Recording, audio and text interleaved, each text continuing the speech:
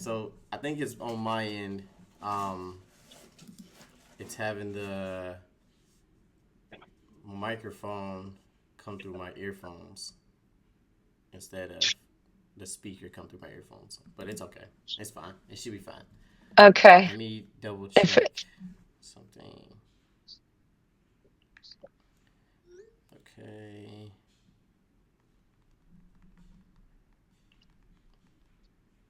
Okay.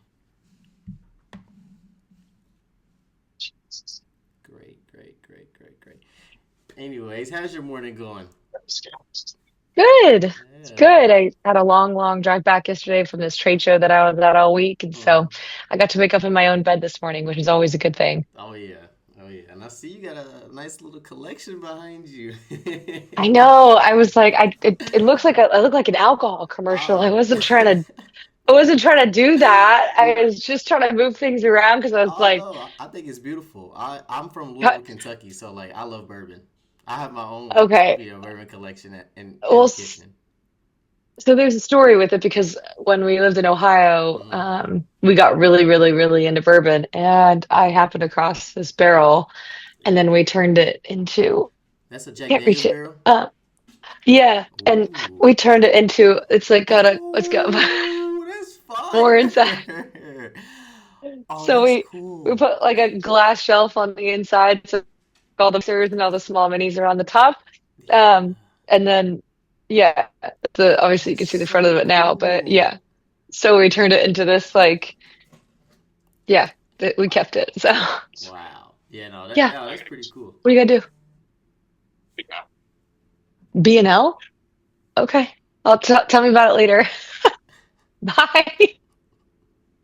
Um, yeah. So, my husband is quite the handyman, Uh, and it was like have a vision, and we put it together. And unfortunately, now it collects more dust than anything else because I've actually switched to mostly drinking tequila uh, for health. It seems to be that any other alcohol other than tequila tends to trigger my migraines, oh, which is okay. really unfortunate because I really, really, really miss drinking good bourbon. And every now and again, I'll still have a sip and I'll be fine. But Right.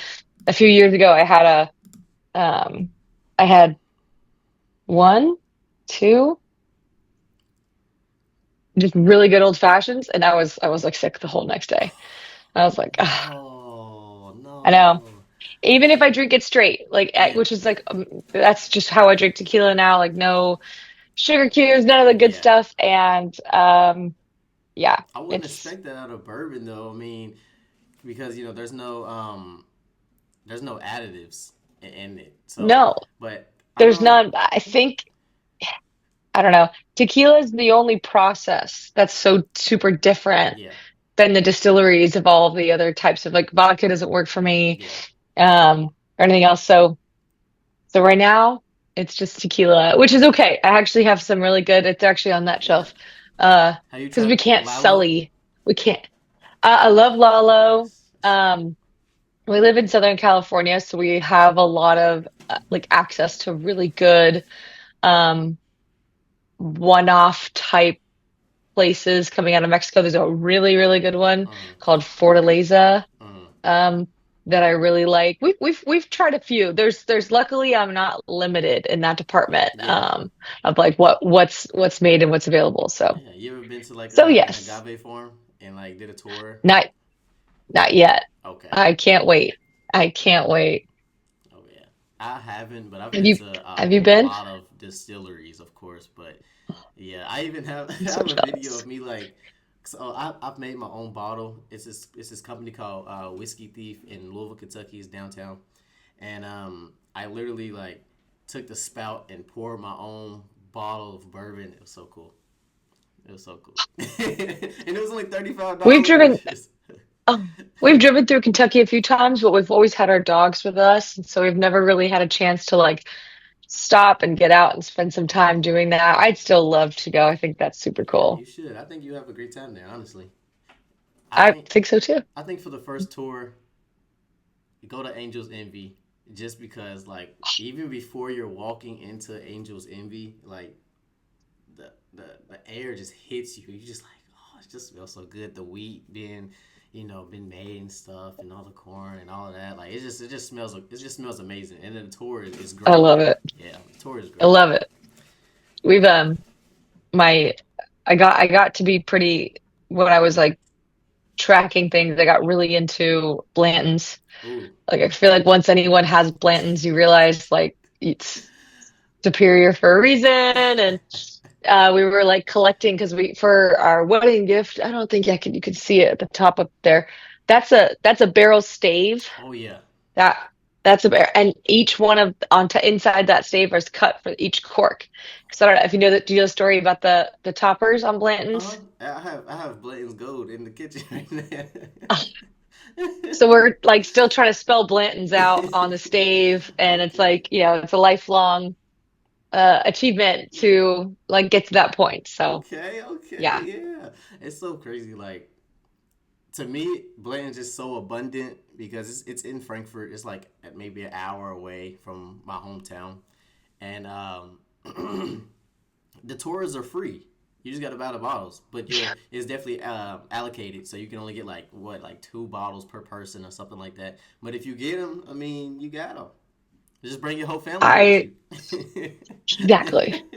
This is the more the merrier. I Yeah, don't even drink Blanton's. You would you today. Let's go. yeah. Let's go. We're going. So yeah, I one day we'll get out there. We'll get the time to do it. It's a little bit more rare to see Blanton's out here these Oh days. It's yeah, definitely a little bit more tricky to oh yeah. find, but And you say you live in Northern or Southern California? I live just like north of Los Angeles. Okay, north of Los Angeles. Uh, it's not like Pasadena or anything like that. It's like more west. Yeah, we live, I guess technically, yeah, west of LA. We live like just south of Ventura. Mm, okay. Yeah. Okay, in that area. Okay. Cool. I'm not that too familiar with LA, but I visited a couple times, so I know some surrounding like cities, neighborhoods. But yeah. But anyway, your name is Kylie, correct? Yeah. Okay. And my name is Kadir. It's nice to meet you. Nice to We meet you, got a good Kadir. little warm up going. I like that we got commonalities. Definitely. Oh yeah. So like I did want to start off just by saying, do you care if this call is recorded at all? And do you care if it's Nope, not posted at to all. any socials, anything like that? All good. Okay. If you need to make any adjustments, you say something you don't really want to be in the video, you just let me know. I can chop it out. Simple as that. Okay. Yeah. Like All right. I probably would chop out the first part of us talking about bourbon and stuff. I might leave I it. know it It's looks, but authentic. it looks like I said, it looks like a commercial. I really need to like change that. Yeah, no, I think it's fine. I think it's perfect. I'm actually kind of jealous. I want a barrel. Go get one. I don't really care. I'm thinking about it. I'm thinking about it. There's so many things you can do with them now. We look at like how we did ours, we love it, Mm. but as soon as we finished making it, we were like, now if we could do it again, we would do it this way and this way and this way. We would do things different. Oh yeah, for sure. Okay, so can you introduce yourself tell everyone who you are and what you're about? All right. Um, Hi, I am Kylie Bamberger. I have alopecia. I've had alopecia since I was 15. And over the years, I have done many different adventures advocating for alopecia, from modeling to posting online pretty frequently about the struggles and the misunderstandings when it comes to hair loss. Okay, that's amazing. And you said you model, so are you like currently signed to an agency, or do you do like freelance, or like how does that go? Not signed to an agency, although I am very open to it. Mm, I also need to be very careful about the agencies that I would agree to. I've had many a conversation over the years, but the control and the type of work is something that I am very particular about. So, like, I won't do work that portrays hair loss in a negative light. mm, I won't do work that could be misconstrued as something else. mm, Like the elephant in the room is like cancer. mm. And I've been offered many gigs to do that. And I won't do it. My image has been used against my will enough times that now I kind of understand the importance of what it means. That not all PR is good PR sometimes, and especially when it comes to hair loss, I'm very particular about how it's used. Hmm. So another thing is like I don't often wear pink. You say you don't wear I pink. won't don't wear pink. Okay. I'm like I just happen to be wearing my favorite color, but I think whenever I wear pink, the misconception is that it goes to Oh, yeah, the yeah. Women's Cancer Right. Society. Yeah. And so I stopped wearing pink when I was still in high school Hmm. when like we would have like, pink for October and like a lot of like really great things that should still continue to happen. Hmm. But it got misconstrued when it came to my image. Right. So the same thing applies for model work. And I'm Yes. very particular and I'm very um, specific Yes. about where my image can be used. So I'm not modeling as much as I'd like to right now. I would Hmm. absolutely love to continue doing that, especially now that I have kids. My kids are young and Oh. now they're old enough to retain the memories of seeing mommy do big, good things Hmm. is a really empowering feeling for me. Knowing that, like, at any given point, something that I do could be a core memory for them. Hmm. And I want to make sure that they see me just put good into this world and like see that as something that's what when they look back and think about their childhood, like, yeah, my mom was doing that, Wow. whatever that may be. Wow. Yes. So you have two kids? I've got two Are they kids. They are twins? almost 5. No, no, my son is almost 5 and my daughter will be 7 in August. Oh, you got the perfect balance. That's how exactly how I want my children. I'm not gonna lie. I want a boy and a girl. Yeah, I don't want two boys, two girls. I just want it to be even. they are. Our house is chaos, Mm, life is chaos. But they are by far the best thing that's ever happened. that's So, amazing. yeah, I'm a big fan. I'm a Mm, big fan of them. And I tell them that all the time, but it is wild how much of a mirror having kids mm, is and how much of that I see in myself and go like you'll hear a lot of parents say this, like you become the parents that you thought like that things that you get to do for your kids and things that maybe you didn't get from your parents. mm-hmm. And I was very blessed. I had amazing parents, and obviously whenever you lose your hair, you have to go through a lot with your parents, and your parents have to go through a lot. um and so yeah, so I think it is the opportunity of having kids is the opportunity of doing a lot of self work that maybe you wished your parents had done, or it just for generational purposes, here you are presented with that opportunity. Mm-hmm. So So I yeah, did want to just backtrack a little bit. I know you yeah. said you don't particularly go for different, not different, like you don't just buy into whatever agencies give you, or you don't take on jobs that don't meet your standard or meet your it's just not respectable to you, right? So when did that start? Like when did you feel like, no, I'm not doing that. It's against my it's what's the word I'm looking for? It's against my morals. That's the word I'm looking for. It's against my morals. When did Yeah, you get to that point? I had done a lot of work in like it took me so like modeling was something that I needed, used, and utilized to accept my hair loss. Mm-hmm. I was with a lot of friends at the time that one of them is she's still a professional model. She's my closest friend, and like, I would go with her on shoots just to be supportive. And there was something about being in front of the lens that was really empowering. Mm-hmm. And I kind of realized, and especially like hearing it from creatives side, like the photographers would say like, God, like your look is so interesting. It's so beautiful. Like if you really should be on this side, or makeup artists who were like, God, it's so cool, like having a blank canvas. And I was getting all of these compliments from people that I would have never expected to get compliments from, or like, just the wrong place to be getting them up here for someone else. Mm-hmm. Um, and it was just like kind of all the right things said at the right time Mm-hmm. for me to go, huh, I could do that. Yeah. Like I could do that. And I had wildly supportive parents who were very like, why not? You would be the only one. You would be, and this is a long time ago. I am talking about like in 2010, Mm-hmm. 2008. And at the time, there just wasn't representation. There just wasn't, social media was just starting to become what it is. Instagram didn't exist. That kind of like influencer level of modeling was not a Right. thing. If you wanted to be Yeah. a model, you had to be signed to an agency. You Yeah. went to castings, you know. Mm-hmm. And I've been definitely laughed out of quite a few offices of walking in and going, "Here's my portfolio," and they were like, "Thank you, goodbye. Mm. You don't meet our requirements."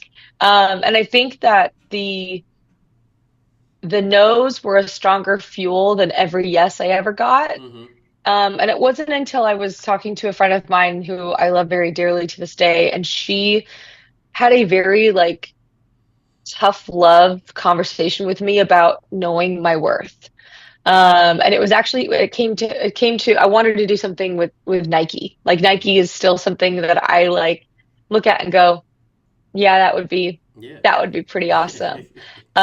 But she had said, you don't do free work.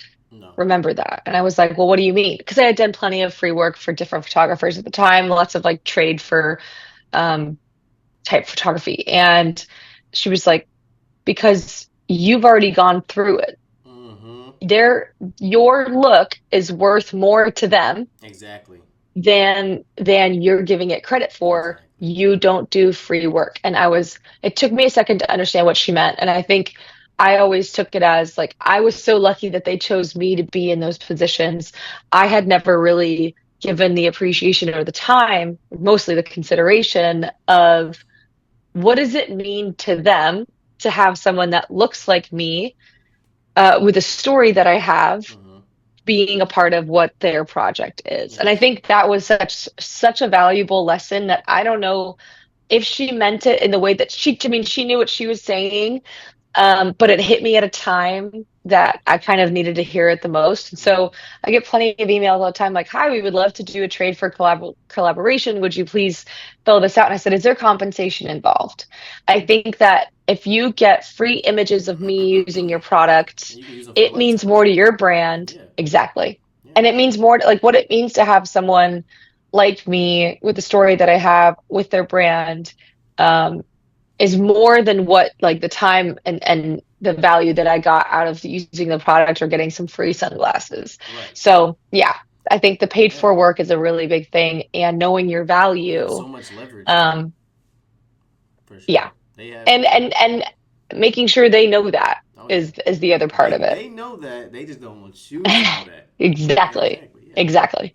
But making sure they know that you know, and suddenly those conversations will go quiet. And I think there's something that's really powerful with being comfortable saying no. Mm-hmm.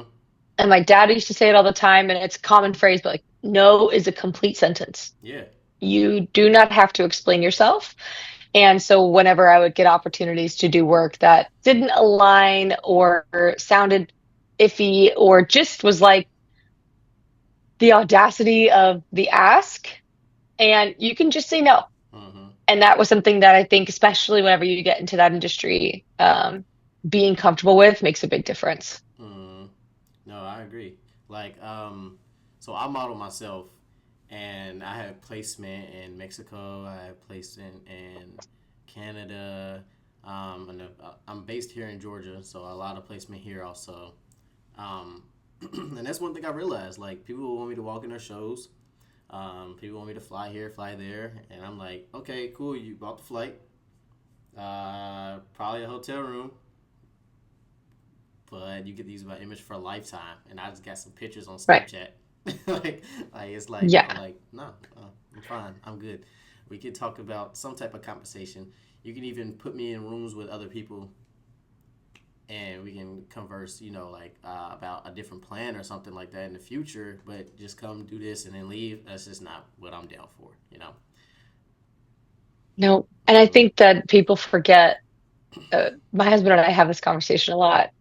Unfortunately, I'm a trust no one. Mm-hmm. let it be earned type person. Mm-hmm. He's a trust everyone, let them show you. Mm-hmm. So we're good balance. Yeah. But I think in certain industries, people will always find a way to take advantage.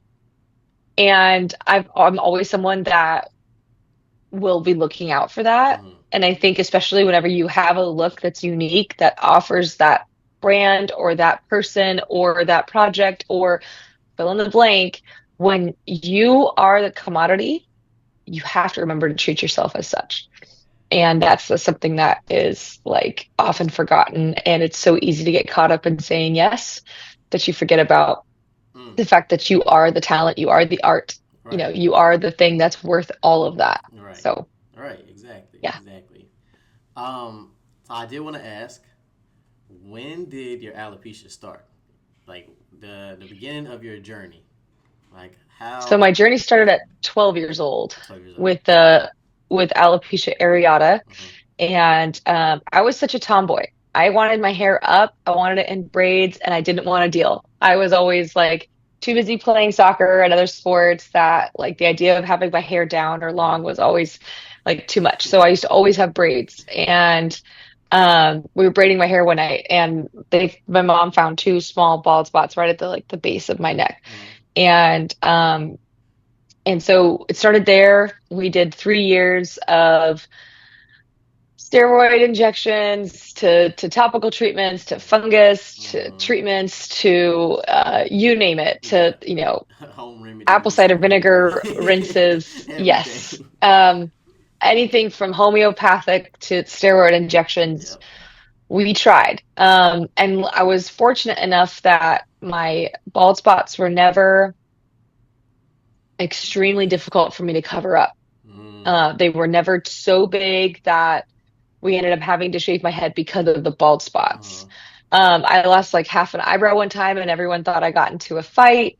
I look at like some of my pictures over the years, and you can see my hairline with a bald spot in it.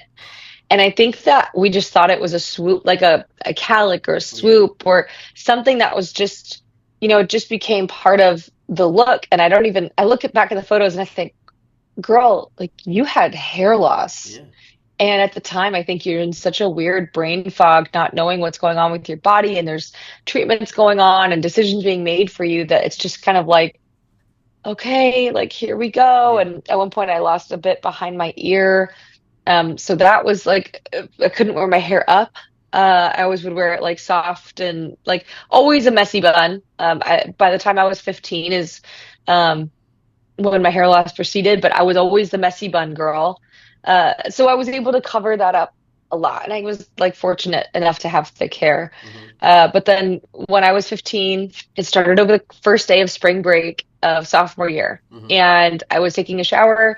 And as people do, when you take a shower, you're washing your hair Yeah. and you're pulling out all of the like loose hairs at the bottom. And that's when I realized I was pulling out a lot. And I had never experienced hair loss that severe in a short amount in like that short amount of time. My sister would be like walking behind me, and if a wind blew, I'd look back and she was pulling my hair off of her face because the wind was blowing so much of my hair out onto her. What I didn't realize was that I probably lost 90% of my hair within that week. And a few days into it, we cut my hair short because you could see how thin it was getting. So we cut my hair really short. And I had always had like the long sun bleached hair. Yeah. Again, I never dyed it, never did anything to it. And suddenly we're like all this attention was being paid to it. And I just didn't know how to manage that. Yeah. So we cut it short. So when I was wearing a hat, it looked like that it was like I still had a full head of hair. Uh-huh. I had to do a soccer banquet, like a like end of season Yeah. banquet, where I like wore the hat the whole time and didn't know how to deal, and all the girls were like asking loads of questions that I didn't know how to answer.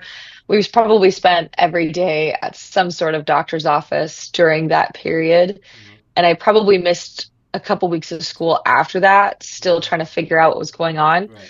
About 3 weeks later, we shaved off the rest of my hair. and just kind of like embraced and accepted that. And that was a video that we had put, I ended up posting the video on YouTube, which got a ton of attention because it was just like made by friends who had just like were in the film industry and were like, we should video this. This is a big deal. Like, we Yeah. should document this. It was Mother's Day that we were all spending with friends, Mm-hmm. and it just became a very like special afternoon, embracing it rather than mourning it. And I think it was at the time, it was just what we did as friends. But now I look at that and I just think, like, how lucky am I that I was with people who were embracing it and Right. celebrating Yeah. it rather than like mourning. My mom was the one who was struggling with the mourning and the loss of what was Mm-hmm. much more than I think I had recognized. I was ready to shave it off. Right. I wanted to proceed, and Right. I think she just needed the like people surrounded that like who you love and Mm-hmm. love you, to support that. Okay. So, wow. Wow. So I have questions, but then I also just want to congratulate you for being such a strong person, right? You going through what you went Thank through. you. Um, and you said it was at 12 and you lost your hair completely at like 15? Just Mhm. okay. Okay, and it was like the spring break, that whole spring break week, you lost all your hair. Do you remember when spring break used to be 2 weeks? Or am I tripping? Is that like a Mandela effect? So no, this was in Southern California, we get a 1 week spring break, Okay, but okay, okay. we get 2 weeks at Christmas, and Mm-hmm. then some schools do a ski week in the middle of February. So like we used to just get 1 week. It's always been 1 week of spring break for us, Okay. unfortunately. Because I'm getting off topic. I'm gonna go back. I promise. But I could have swore we No, had I two hear you months of 'cause spring break, and then we had like a month for Christmas break, and then we had like a it was like a fall break too. That was like maybe a week too. But anyway, it was backtrack. Um, wow. So, how many siblings do you have? I have an older brother, Mm-hmm. and a younger sister. Okay, and then like, how did they take your alopecia journey? Like, how do So you? my brother was in Uh huh. college, and so he was just kind of getting like a weekly update. Like he was just kind of getting like, hey, Kylie has a bald spot, or and then like we'd chat, and like we didn't like he was in college, he was living his best life, like we didn't keep in touch a lot. So I think it was at the end of that, we went to my grandmother's house Mm-hmm. during that time for Easter or something, Mm-hmm. and I was wearing a wig, and he was in on the secret because I was not ready to tell my family, like all my extended side of the family. And he Oh, actually just brought this up recently, and he was like, do you remember not telling grandma?" And I was like, no, but yeah, I had flat forgotten about the fact that it was like during that blitz mm-hmm. feeling of a period where you're just like, so much is happening. I don't know what's going on and Exactly. I can't manage. Mm-hmm. Um, and so I think he was just very much like, what are you okay with? Mm-hmm. That's, I think, and that I was like lucky in that sense that he didn't project anything onto me. And it was someone that he's still someone like, but he at the time had such a big impact about who I was. And I had a cool older brother. I Right. wanted to be like my cool older brother. Mm-hmm. In the same breath, my younger sister took it very differently. And I think she saw a lot of the attention that I was getting, and we had to be careful about like not making it just that like it's not all about the medical thing that someone else is going through, that there's Right. other siblings that still need like equal amounts of attention Right. and love. Right. Which is a challenge for parents. Like that's Yeah. something that to this day, I I don't know what Yeah. there's no right or wrong way to lose your hair. Mm-hmm. Um, and there's no right or wrong way of attending to that as a parent, doing everything that you can. And I think that the bottom line is my parents did everything that they could, Mm-hmm. that they felt was right. And there was, nothing wrong about that. But I think there's a saying in especially with like the children's side of having alopecia is when one person in the family or one child in the family is diagnosed with alopecia, the whole family gets alopecia because the whole family has to get alopecia. Yeah. Like Right. those siblings have to go explain to their friends. Like everyone becomes the local expert because it's a rare enough experience that few people can relate. Mm-hmm. The siblings, no matter what age, have to explain what's going on to their friends. Mm-hmm. Um, there's such a uniqueness to it that it's unforgettable. Um, by the time I graduated, my high school superlative was most unforgettable. Mm. And I think it's because no one could forget the experience of how graphic it is to lose your hair, Yeah. um, and how obvious the struggle is whenever you're going through wearing horrific wigs to bandanas to bad haircuts to it's just such a graphic Yeah. experience. So I think like my siblings especially did, I think to this day, such a service to me Mm-hmm. by treating me no different. That's great. And I think that was something that I needed more than I could explain Mm-hmm. about. I still needed to be teased by my brother. I still needed to tease my younger sister. I still needed to be tickled until I, was snorting and Right. crying and like treated the exact same as always, because everything else about my life was going different. Right. Yeah. So you did that foundation for sure. And then Yeah, you already said your parents were supportive. So I'm so glad that you had that experience within the household because a lot of people don't have that. Some parents, you don't. relationships are split up, and you know, yeah, parents split up, and that just messes up the whole dynamic. So what you have is very beautiful, and for them to even be openly honest about that and thoughtful about your emotions and going through the journey with you and treating you still the same, it's a blessing for sure. I I look back, especially now as a parent, right? We talked about how much being a parent is a mirror. And I look back at what they went through, knowing that hey, but that could still be something that we face Right. with our own kids. And the amount of strength it takes to be a parent of a child with alopecia Mm-hmm. is an insurmountable Yeah. amount, and the amount of work that it takes on like the what it does to a marriage, what it does Yeah. to a family. Yeah. You Um, can't prepare for that. It's no, you just can't prepare for that at all. no, you So I can't. don't know. I don't know how you even maneuver around it. It's like you have to embrace it. Excuse me. You have to embrace it and just maneuver through it. So salute to your The worst parents. way, the hardest days of like getting through a fire or like getting through a bad day is to go right through it.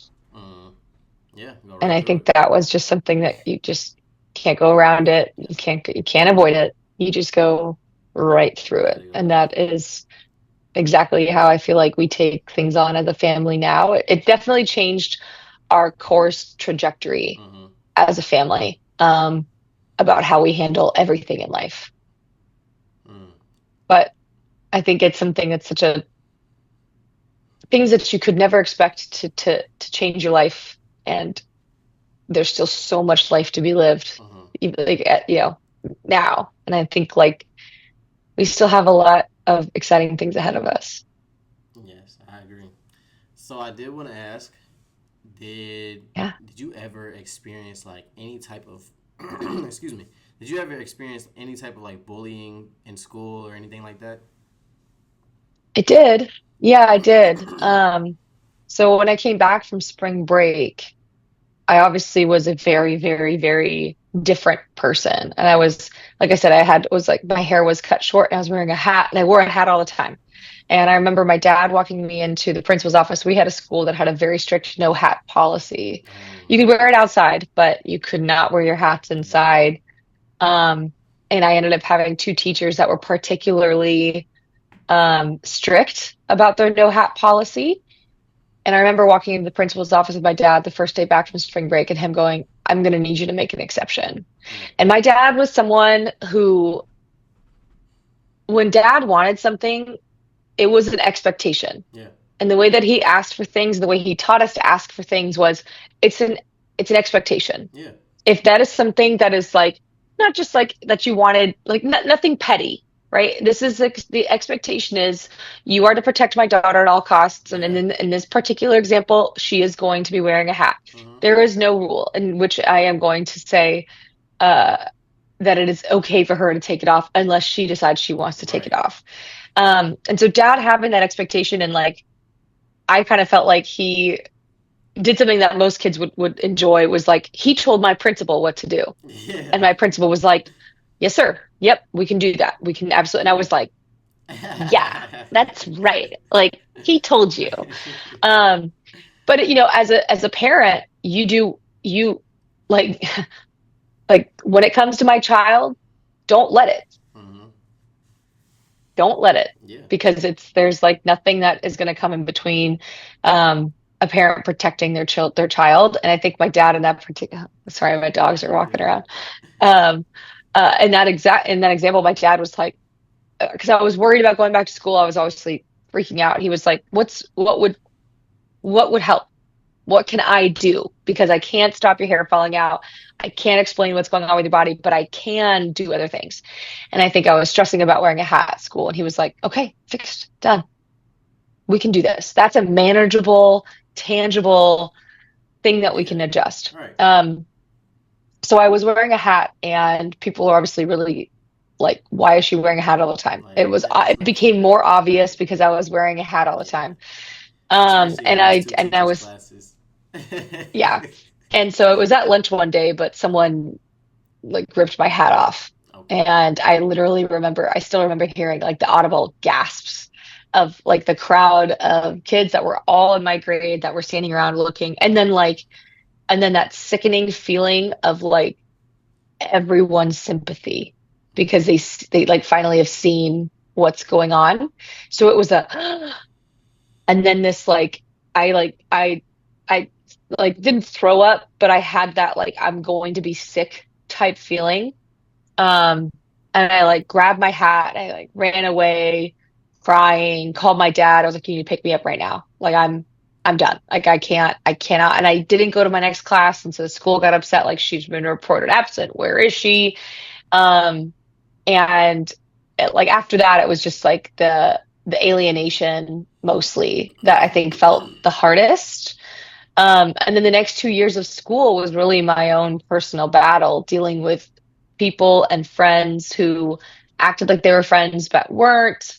A lot of things that were just said about me that like got back to me, that it was like, I don't even know this person, and they're talking about the way I look. Hmm. And when you're 16, like that's hard. Hmm. That's really, really hard. Now, like that's a totally different. Now people talk about me, I'm like, great. Like you must be so bored. Yeah. Like you must have nothing to Like do in your what? life if the way that I look is what you have for your topic of Like, I'm conversation. gonna laugh with But you, at the but time, yeah, yeah, like how sad for you that I'm so offensive. Like, yeah. But at the time when you're 16, uh, when all you want to do is fit in and all you want to do is like right, be invisible, right.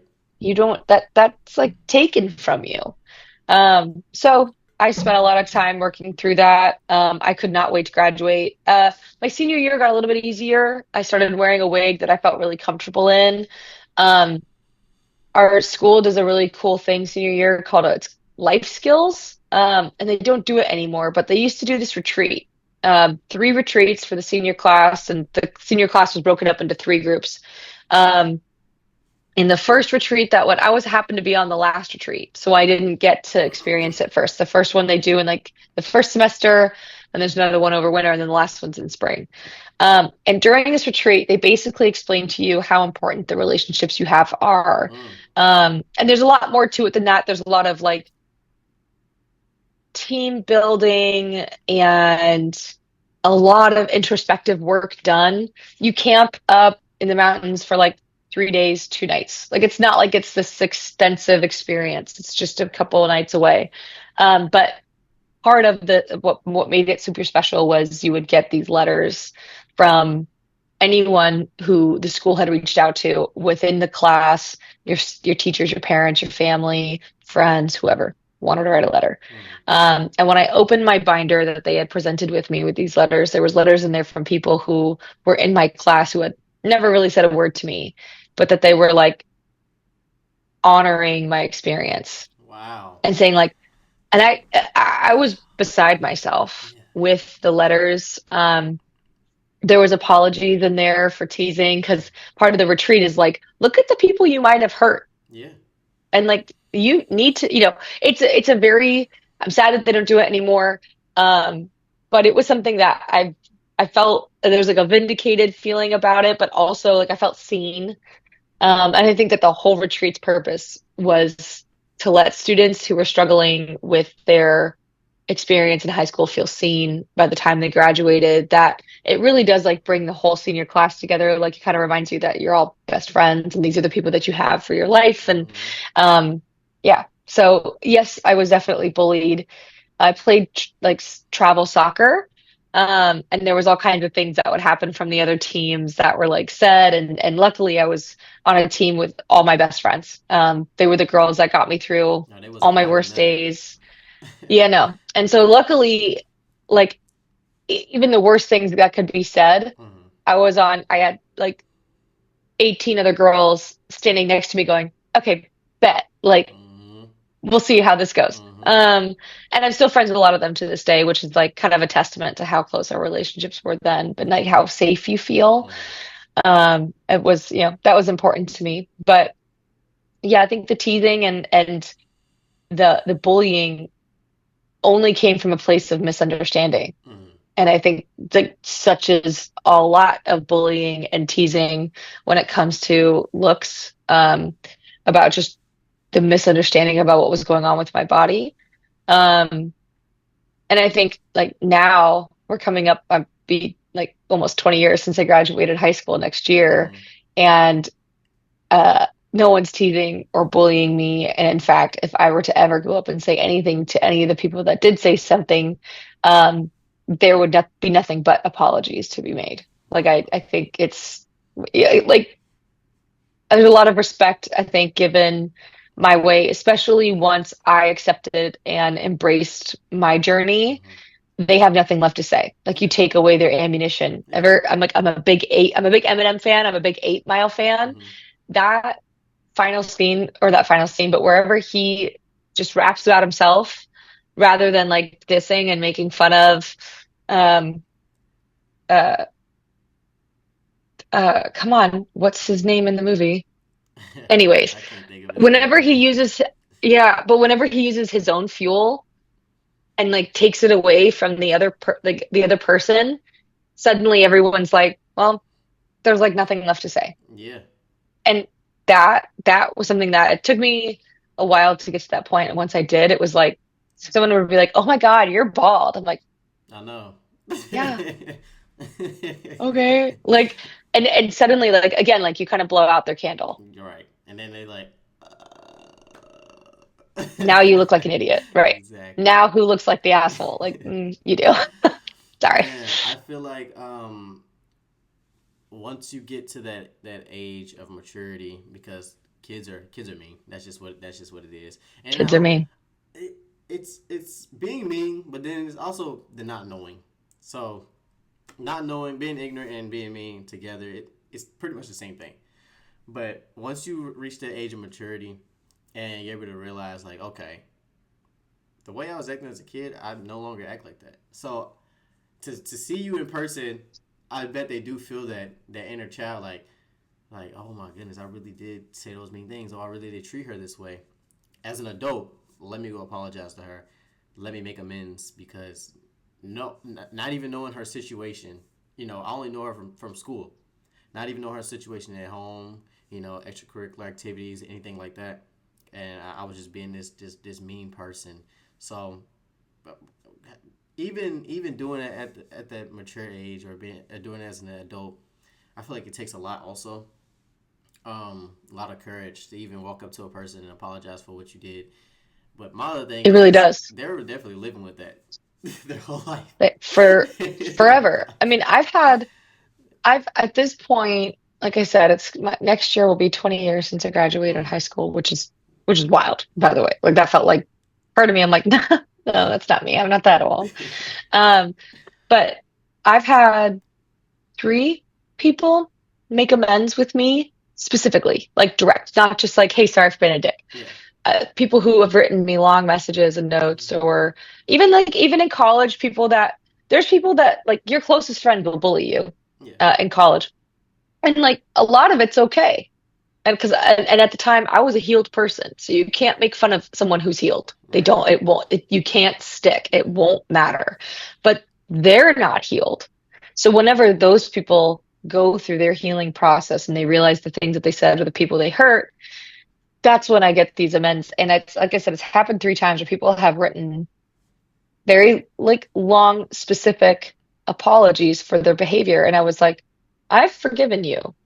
I don't hold anything you say Mm-hmm. against you, um, or who you are, because I'm healed. I've done that work. So nothing that you've said Mm-hmm. is impacted who I am now. In fact, it built who I am now.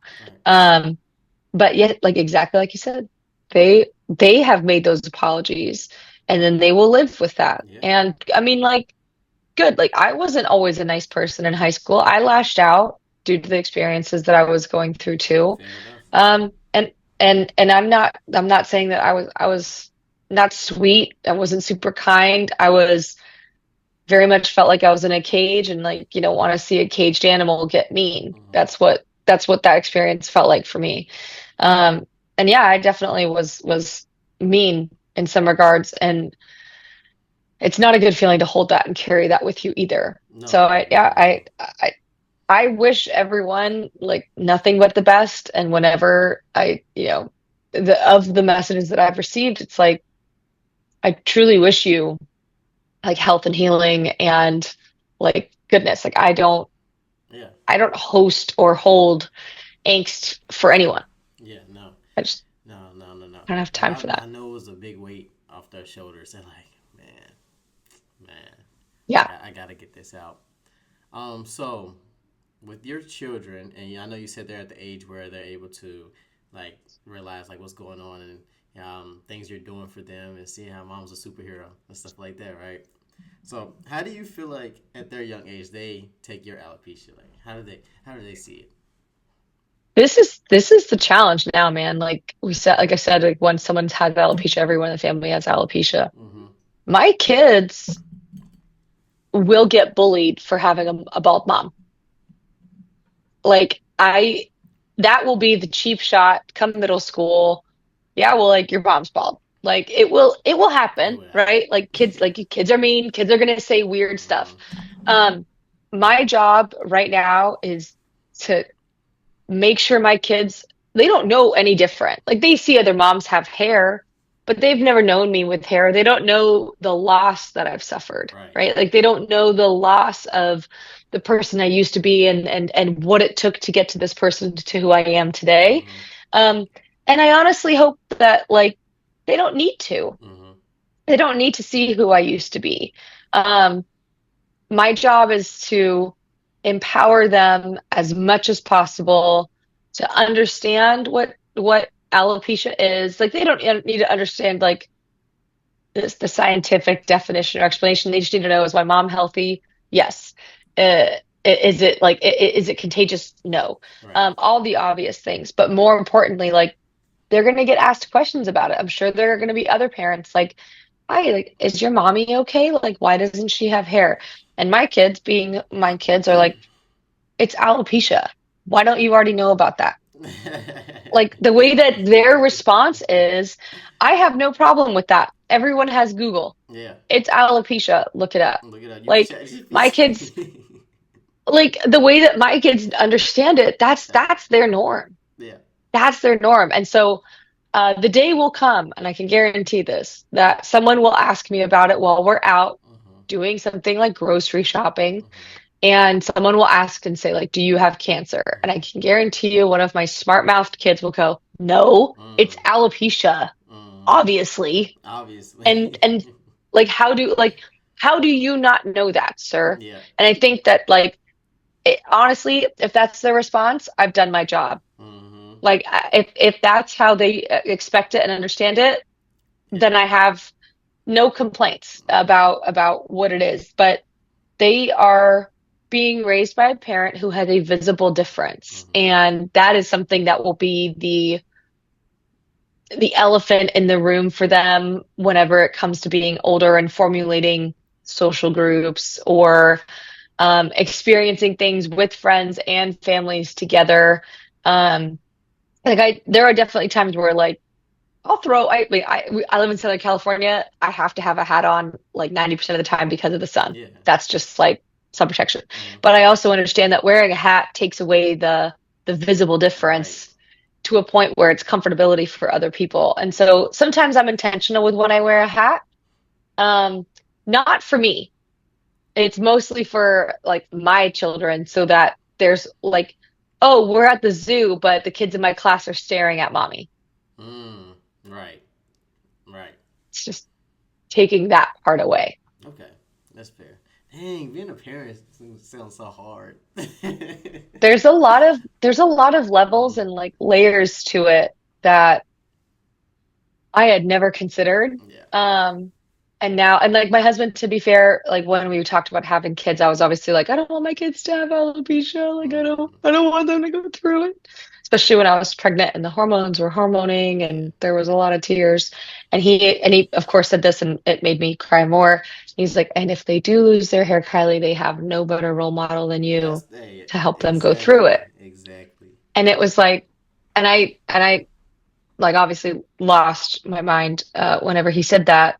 But like in the same breath, the only thing I wanted when I lost my hair was to know someone else who had gone Hmm. through the same thing. Because it seems to happen that way where you're the only one in the community that's experienced it or gone through it, or there's been no one else to kind of like pave that road You didn't of have that like luxury when awareness. you were coming up. It was just you No, no and your one, no family. one in my family, Okay. no one in my community. I was the only one, at least that was known about in like all the local high schools. Even at like soccer tournaments, you're talking like thousands of people Yeah. showing up. Nobody. I was the only girl who had alopecia. Wow. And I played a couple games with a wig on, which was like one of the most miserable experiences Mm. for that time. Hmm. And then the other ones, I would wear like a beanie, like a warm weather hat. Hmm. And like Southern California, man, is just not for the weak when it comes to heat. Yeah. And if you wear a wig or a hat, You're gonna sweat you that feel out. it. Yeah, for sure. And one of my dad's probably proudest moments of me was I was really struggling wearing a beanie one time, and I just was like running down the sideline next to someone, and I just lost it, and I like took the beanie off and threw it on the sideline, and Dad was like, "And then your lion came out, and you just embraced that, you just did it, you just did that, you know." And I that was like it was like a snapping point for me. And that's, I think it was like honestly the weekend after that that we shaved my head because I Yeah. was just like, You I can't can't do it deal with no this more. anymore. Yeah. No, So you don't wear um, wigs anymore now, do you? No. not at all. Okay. I do for like dress up, Right. right? Like I do for like, and not like dress up like formal, dress up like Halloween Oh, or okay, okay, okay, costumes okay, or gags or okay. not dressed up like, oh, I'm going to a gala. Yeah. I actually love now I embrace the standing out. Uh-huh. Um, and nine times out of 10, I mean, honestly, like 9.9 times out of 10, I am the only bald woman in attendance. Uh-huh. Um, and I don't mind that. I understand what it means. I understand what it looks like. Um, and I embrace the questions. Uh-huh. I want people to ask. I want people to know what alopecia is. And I want that to be something that becomes like, oh, I went to a gala and I saw a woman there who had alopecia. Like Uh-huh. that becomes something recognizable so that the next time any of those people come across someone who has alopecia, they might remember our interactions and Yeah. go, oh, I do know about that. Yeah. That's awesome. Right. Rather than like the stigmatisms and the alienation that can come with it instead. Uh-huh. So, do you feel like you going through alopecia made you a stronger person, or do you feel like you were already strong before you started experiencing it? I know it was an early age and everything, but do you feel like you were already like super confident before and after, or do you feel like you're more confident after alopecia? Alopecia struck me at a time where, I mean, 15 years old is not the most confident years of your life. Right. Like puberty and high school are brutal. Uh-huh. Um, and it definitely held me down for a while. I really went through like my full like metamorphosis, if you will, from being the girl with the messy buns to losing her hair to always wearing a wig. And I probably dropped fully wearing like the time I was about 20 when I started to stop wearing my wig, and that was like for soccer. I was on a co-ed soccer team, and like my co-ed team knew me without hair, but then whenever we'd go out, I would put the wig on. And that was okay. Like that was the comfortability that like soccer really held an anchor for me because it was a no question that I could not wear hair and play Yeah. soccer. I could not do a sport and wear a wig. Um, and so I was like, well, I guess I'm not wearing a wig. So when I went to college, I played soccer in college and I was not going to wear a wig. Mm. But I had wigs in my car. I would wear a wig to class. I wore a different wig for work because I had established myself as the redhead at work. Mm. And then I wore a blonde wig to school, and then I was bald for soccer. And so I think by the matter of maybe by accident, I didn't want to be the girl with the hair. Mm. Um, and soccer was that constant for me, like, well, I can't wear hair to soccer. So that's gonna have to start first. And I got to college, made those friends that who knew me with exactly who I am. Right. They knew me for me. And then that extended to like they wouldn't recognize me at class when I was wearing my wig. Like the first few weeks, they were like, I would like say hi, and they would be like, "Oh yeah, yeah, I didn't recognize you." I'm like, "Me, me, It's like me." me. It's me. Um, and like once I remember someone on my team, she pulled me aside and she was like, "Why do you wear your wigs to class?" Mm. And I was like, and she said it in a way that I was like, did I do something wrong? Like, is it obvious? Like, can you tell they bad wigs? And she was like, no, you're like amazing. You're an amazing person. And she just like gave me this like heart to heart. And like these are the kinds of conversations that carry you through life, right? Like I'd already told you about the friend who reminded me of my self-worth. Mm. When it came to, and these are the friends that like she's still to this day one of my best friends. And she's like, well, if we ever have class together, you don't have to wear your wig, okay? Mm.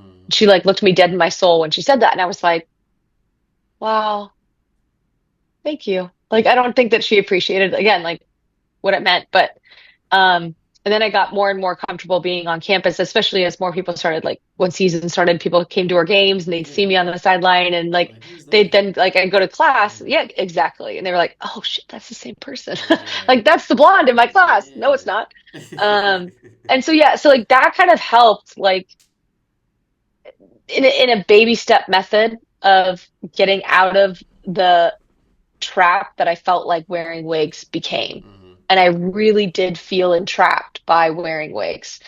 I think work was the hardest one because I didn't feel like it was professional not to wear a wig. And because I was working at like a grocery store or a bowling alley, like I was like front facing, facing the public, and I just Mm. like didn't want to address the stares or the questions all day. Yeah. Um, so that was hard, like getting through whatever was going to make me the most comfortable in those scenarios. But ultimately, yeah, I'm not a wig advocate. I Okay. think wigs are a phenomenal tool for your journey. Yeah. I think wigs are awesome because they serve great purpose. Mm.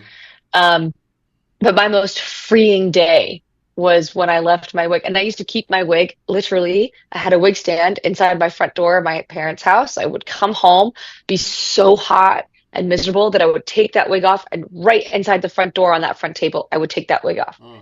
And it was like to find such relief in such an immediate part of the house. It was so indicative that that thing just needed to stay on that stand and be on that stand and stay. And I remember one time I left the house. I walked out the door. I never grabbed my wig next to my purse, my keys, my wallet, and my phone. And I left it there and I went and did what I had to do. And I got to the parking lot of where I was going and I went, well, here we go. It's too late And now. I Yeah. just did it. Yeah, Mm-hmm. exactly. And it was probably the best mistake I ever made. Yeah. Woo. Woo. Okay. So that, like you said, you're not a wig advocate, and I see both sides honestly. One, sometimes I think it's enabling, but also who are we to judge? We don't know anyone's journey. We So don't we don't judge. yeah, We don't judge. For right, me, I think if it is at the end of the day, everything I do and advocate for is for quality of life. exactly. And if a wig improves your quality of life, Hey, girl, go for man, it. whoever, please wear it. Yeah, If that right, if that is what brings you happiness and comfort, exactly. by God, I will go wig shopping with you and we're Yeah, gonna have a field day. exactly, I love exactly. that. My journey with it became where I grew into a level of acceptance that I didn't realize I was accepting my hair loss. Mm-hmm. I just became stronger because I was doing the work. Then I realized that it was the wig that kept me underneath it. Um, but no, there is no judgment, and I fully support people that are wearing wigs, and I truly do think that even those that are wearing a wig every day and if it brings you comfort and happiness, keep going. I think everyone gets to a point where they recognize themselves as who they are and I the most like I have plenty of beautiful women that like Chloe Bean's a perfect example of someone who she goes out bald one day, she goes out redhead the next day, she goes out blonde the next day, she's a brunette the following day, she Mm-hmm. goes bald out again. Amazing. Absolutely amazing. I love that there are people that are out there who can show and demonstrate Mm-hmm. what that looks like in a And can have practical, fun with it. beautiful, Yeah, exactly. And yeah. if that is your that again, that is a quality of life thing. Mm-hmm. And I love that for people who are able to do that. I'm still that girl in who is 12 years old, 15 years old, who is still a tomboy deep at Mm-hmm. heart and is like, ugh, hair, like I don't even put on like eyebrows or eyelashes every day. Like what do you mean? To do something else to get ready in the morning? I am late to everything already as it is. Installing a wig? Oh my Ah. God. That's just Being there that all day. Well, you know they I got would the vacuum wigs now. they do. I know. And I would literally you would see me like this. Yeah, all day. I would just constantly just It's a distraction. I'm it would be such a foreign feeling for me to have a wig on. Hmm. I feel like you're such a selfless person. Like you really put people before yourself, and I really appreciate that about you. I thought you were gonna say it's just a story from when you were in college, right? When you said you used to wear the wig in class, I thought you were gonna say something like, "Oh yeah, when the girl came up to your friend or whatever, she came up to you and was saying, "Oh, you don't have to wear the wig, we're in the same class." I thought you were gonna say, "Oh, I just wear it to not distract everybody." I Well, want them to that focus on like class. oh, do you remember? This is probably before your time, but there's a skit right around that same time where I think it's Dave Chappelle, but he's like, "Girl, the back of your head is ridiculous." Do you know this skit? It's old. Mm, It's from Comedy mm. Central. Long story short, people used to say it all the time. And I was like, oh my God, for the love of God, please do not stare at the back of my head. Like, it's really funny. It was a very, girl, can I get you a number? Like, he was just hilarious Mm. and brilliant. And it was like, he was this guy that was in the movie theater trying to pick up this girl who sat in front of him. And he was just like staring at the back of her head. He's like, girl, the back of your head is ridiculous. And like girls on the team would say that to me all the time. And I'd like laugh and I'd love them for saying Yeah. it. But then I would be super self-conscious, like in class, like, oh my God, they were gonna sit and look at the back of my head. And then I would like, oh my God, my neck is wrinkly, they're staring. No, I just no, like I honestly, whenever I realized like how much I don't matter in other people's lives Mm, was such an empowering feeling of like, mm. I'm staring at the back of everyone else's heads too. Like they're not Right, looking at me, they're looking at the lecture. Like right. that like all the things that I was worried about like never came to fruition Mm. in many ways. And so yeah, the idea of like them staring at the back of my head was Right, not it's so a much of you a thing, worry. right? Yeah, they're not Yeah. really worried about that. So I was scoping out your Instagram, and I definitely want to say thank you for bringing awareness to alopecia. Right, first and foremost, using your Instagram as the platform to advocate alopecia. Is there anyone that influenced you to start that, or that's more so of a you thing that you wanted to bring attention to? I think in many ways my dad and my mom were really big advocates for me just for raising awareness, period. Dad, like my major was communications in college. I did a lot of public speaking. I've done a lot of advocacy work, and dad was like, go. And he often reminded me, like, you did not have that at your age. What would have helped you at your age? And obviously, social media wasn't really what it is. And so it's hard to say, like, I wouldn't have seen people, but I wanted to see me or a version of me. Um, I wanted to see that in America's Next Top Model. I wanted to see that in Victoria's Secret commercials. I wanted to see that in all the most powerful, um, media influences that were having an impact on teenage girls Mhm. and young women. And then I started doing a lot of nonprofit work. Mhm. I ran the Southern California group for a long time. I was the lead support. And I met a woman who was in her 40s who had just lost her hair. Mhm. And her own kids didn't know she had had hair loss. And she was like, and I came to the meeting, obviously without my wig. I was 18. Um, I had no business running this group, and I really wasn't given the tools to be successful, a successful moderator, or having the right resources to be like coaching people. Yeah. Um, and ultimately, the group ended up closing down because we had a violent breakout with parents who disagreed on how to parent their kids. Oh my goodness. With yeah, it again, I had no business running that at 18 years old. But it's what when I graduated high school, I said I wanted to start a nonprofit for alopecia. Mhm. And that's changed since then because like I there's a lot of nonprofits, and I think the bottom line was raising awareness for Right. alopecia. Exactly.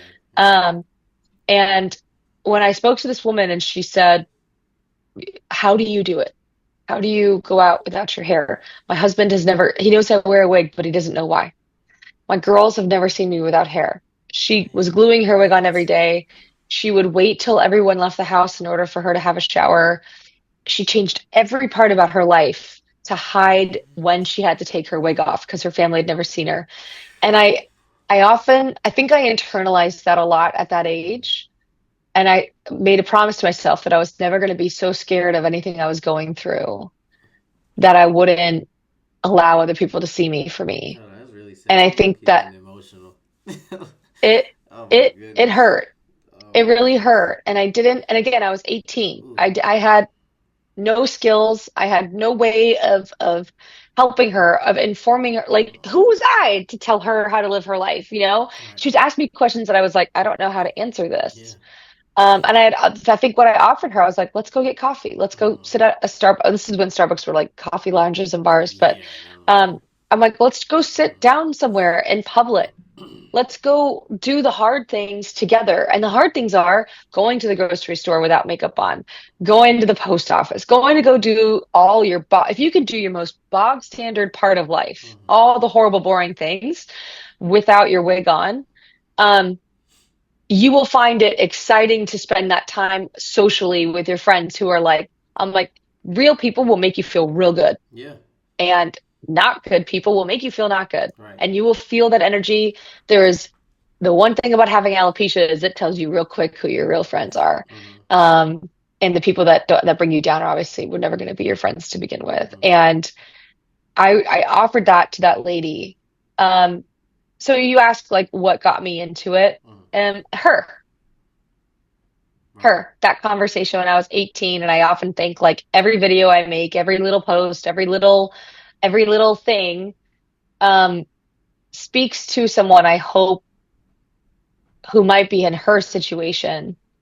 I have no idea where she's at or what that woman ever ended up doing. She came Mhm. to like three of our meetings, and then I never saw her again. And Wow. I often think like it's for her. Wow. And I think she lives inside all of us. She Mhm. is like a representation of our fears. She's a representation for anyone living with a visible difference. Mhm. And yeah, for her. Mhm. Woo. So she was 40 and dealing with alopecia, and her husband didn't know, and her kids didn't know.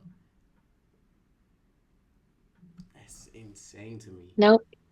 She had lost it. She had had her hair and she had lost it a year, maybe two, maybe a few more. Maybe she's in her mid Yeah. 40s. And she had bought a wig that looked just like her real hair. Um, I'm just thinking and about yeah, like how sad she was and like what she was going through mentally and what if I she was think going through about like her. her family wasn't accepting her like oh it's just so Mhm. much that goes into that and it's sad man but it's a reality it is definitely a reality It is. and I appreciate you for It is. taking an initiative to bring her out and show her what life is actually about and just showing her like hey you don't have to live like that uncomfortably you You don't have to live like don't, that but I think about her quality of life. yeah. And I think if your experience is impacting your quality of life, you are in a position to make a change in order to do so that greatly impacts Mm-hmm. your quality of life. And that is something that I think to this day, the same reason why my kids are going to be the way that they are is like, what do you mean? It's it, there's only one answer to this, and the answer is it should be a good thing. Like Mm-hmm. you should have a good thing. Mm-hmm. Everyone deserves to have a good thing. And hair loss is definitely something that can be a negative impact on your life. Mm-hmm. And um, I will do like whatever it takes to positively affect those who have a negative experience. Mm-hmm. Um, and I think anyone who has hair loss has that same capability. Because an informed community is a community that can do less harm. Like knowledge is power. Mm-hmm. So anyone else who went to my high school after me and had lost their hair, my high school was prepared to handle that now. Right. My kids are prepared to talk to people who have questions about it now. My parents can help their coworker's cousin's daughter who Mm-hmm. now has alopecia. Like Right. it, knowledge is power. Right. Man, have you had anyone like those people from examples that you use? Have you had anyone reach out to you? Hey, my auntie is dealing with alopecia. Do you mind having a conversation with her or anything like that? All the time. Mm-hmm. I recently went golfing, Mm-hmm. and the girl at the front desk said, my best friend's niece is going through alopecia.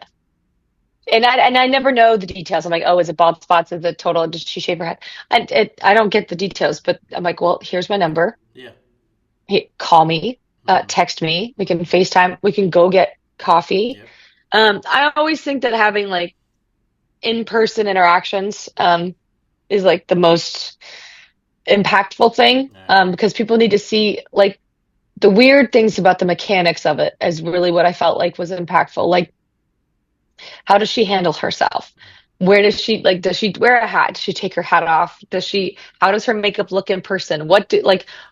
I'm not wearing any makeup other than eyeliner right now. Mm-hmm. That's my effort on a day-to-day basis. This is the most that I do. Mm-hmm. Um, it goes back to like a comfortability thing. But if I were to run into someone who had alopecia who is like, who felt like they needed, not because if you choose to do this, oh God, I have so much respect for you. I just am so, it goes back to like my level of effort Yeah. is low for aesthetics. But like if they, like, there was a time in my life where I felt like I couldn't walk out the front door without a full face of makeup and a wig and eyebrows. And if I didn't have any one of those things, I was going to have like a panic attack, nervous breakdown. I mean, I went through a lot of mental health things that um, like no one should really have to go through alone. And I didn't realize what they were at the time. And so I think I still feel the weight of that on my chest Mm-hmm. about like, do I have my eyebrows on? What happens if I wipe them off? Like if I went out dancing with friends, I would sweat, and or my wig had bangs, and the bangs would wipe my eyebrows off. Mm-hmm. I always had eyeliner and eyebrow penciled in my bag. Like Mm-hmm. that was the life I had to live in order to feel comfortable. Wow. Um, and that was not And comfortable. it It was not was comfortable. panic. Exactly. it was driven with panic and driven with anxiety. And um I understand that there's many scenarios where that's not a choice, and I can't just say, "Oh, make it better, stop wearing a wig." That I No. get that that's like an Right. asinine assumption to Mm-hmm. make. Um, but what I strive to do is like raise the level of awareness where should a girl see like girls used to walk into the bathroom and see me take my wig off and put it underneath the hand dryer to blow dry it dry because I was sweating so much on the inside of it. And like all good times, but if one of those girls in the bathroom had said, "Oh, do you have alopecia? Like, do you want help drying your wig? Yeah. So you can like," I was like dripping sweat like down, and I was like, you know, like someone else, like what the support would have meant for me would have been so deeply impactful rather than like hiding from it. And Mm-hmm. that's where, I don't feel like in this day and age, um, anyone should feel alone with their hair loss. There is someone out there, There's like someone out there. on the internet, Yeah. who's there. Yeah. Yeah. So yeah, I know you say you didn't really have any like crazy role models or anybody to walk you through it.